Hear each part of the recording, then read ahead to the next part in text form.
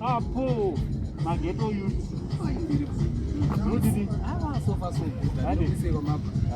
Gobo. Right, passenger TV handiti.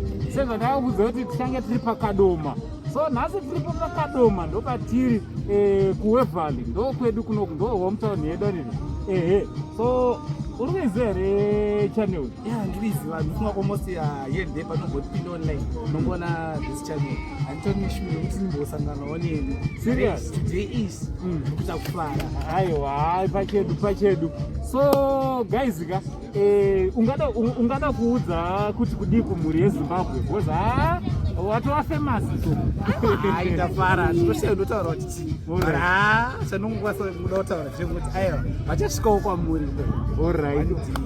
One day tichasvikawo iko sasekuru vevanhu so.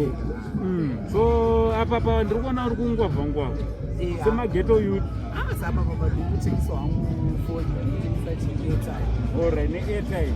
Alright. Tofamba. Chingona ndalo. Achanda kuromba. So muri kungozona zvikuitika kuno kadoma handiti tatege tiuye kuWeValley kumusha watakakurira tichiona kuti maghetto youth ari kurarama nei, vechidiki vari kuzvigona sei. Sezvamuri kuona kuti umwe wechidiki panapa ari kutotengesa airtime. But mukomana akadzidza yeye vaudza kuti wakaita chii? Okay.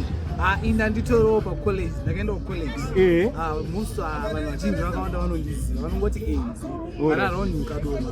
Even vari muchitungisa.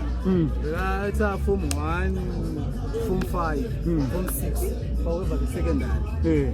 Right, ndikabva ipapo ndikaenda kucollege, 8 years college. Ndikapedza 2019. Alright. So kurova ndi-qualified teacher ivavo. But nekwamaoko aita nyika muri ngonawo vari kutongoti bheta ngwavha vachimhanya nezviripo izvozvo. So maghetto youth musazoti chikora hachina basa, chine basa, dzidza but at the same time uchitsvaga mari. Aiwa, tiri kuno kuWeValley kuguta reKadoma, city of gold. Uyai murambe muchingoona zviri kuitika kuno. From Uncle Say, the only Zimbabwean uncle and tichitichi much love.